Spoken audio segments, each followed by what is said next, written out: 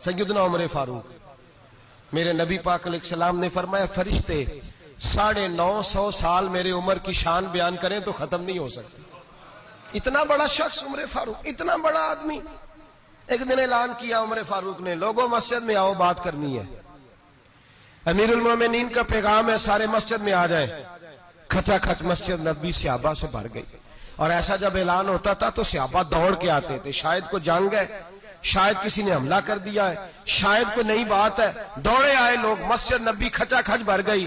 سیدنا فاروق اعظم رضی اللہ تعالیٰ عنہ ممبر پہ بیٹھے، حضرت عبد الرحمن ابن عوف رضی اللہ تعالیٰ عنہ فرماتے ہیں کہ صحابہ تجسس کے دیکھ رہے ہیں کہ پتہ نہیں کسی طرف سے پیغام نہیں آ گیا، کوئی کافر حملہ نہیں کرنے لگا، اللہ جانے کیا ہوا ہے، بڑی پریشانی ہے۔ عمر بیٹھے،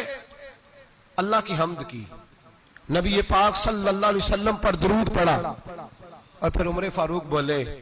فرمانے لگے میں جب مکے میں رہتا تھا نا تو کبھی گھر میں قحط آ جاتا تھا، کبھی قحط آتا تھا گھر میں، بکریوں کے دودھ خشک ہو جاتے تھے، گندم نہیں ملتی تھی، پانی نہیں ہوتا تھا، تو فرمایا میری اماں مجھے خالہ کے گھر بھیج دیتی تھی۔ قبیلہ بنو مخزوم،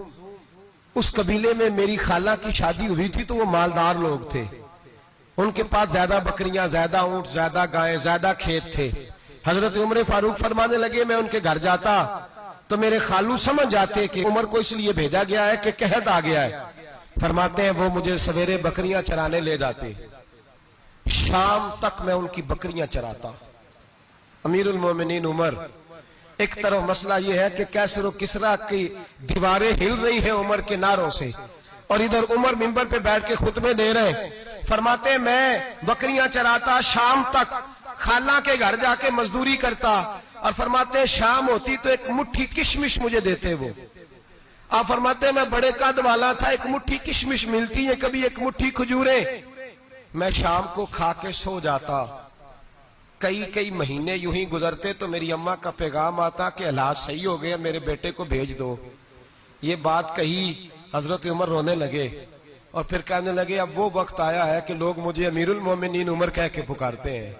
بس یہ دو باتیں کی، عمر نے کہا چلو ظہر کا وقت ہو گیا، اذان پڑھو، اٹھو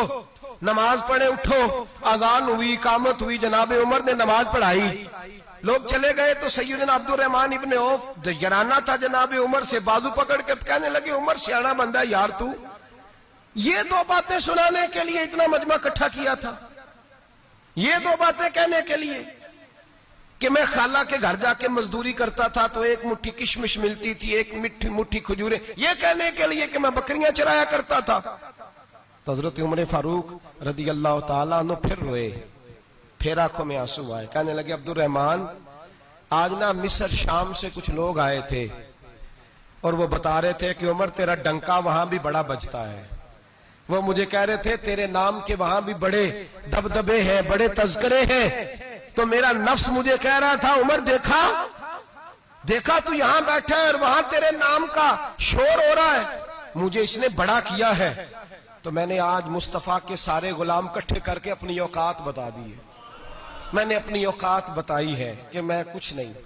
کوئی شے نہیں، کوئی چیز ہی نہیں، اسی کسے دے کچھ نہیں جے لگ دے، نہ کوئی ساڈا دردی۔ میں نے بتایا ہے کہ میں تو کسی کے بکریاں چرا کے ایک مٹھی کشمش لے کے گزارا کیا کرتا تھا۔ گزارا مجھے میرے کچھ ساتھی نا لے گئے گجرانوالا سردیوں کے موسم میں، مجھے کہنے لگے سویٹر پسند کر لیں اپنی مرضی کا، تو میں نے کہا یار مجھے تو وہی مزہ آتا ہے جو میری اماں کروشیے سے بنایا کرتی، وہ پہلے ابا پہنتے تھے، پھر وہی سویٹر بڑا بھائی پہنتا تھا، پھر ہمارے کھاتے میں آ گیا، اور پھر اس کی تعریفیں ہوتی تھی غربت چھپانے کے لیے، اس کی تعریفیں ہوتی تھی بڑی محنت سے بنا ہے جی، کیا بات ہے، بڑا گرم ہے، تو اب چھوٹے بھائی کو دے دیا جائے۔ ہم نے کہا وہی زمانہ دیکھا ہے، وہی رنگ دیکھا ہوا ہے، اور اس پر فخر ہے۔ اب تو لوگ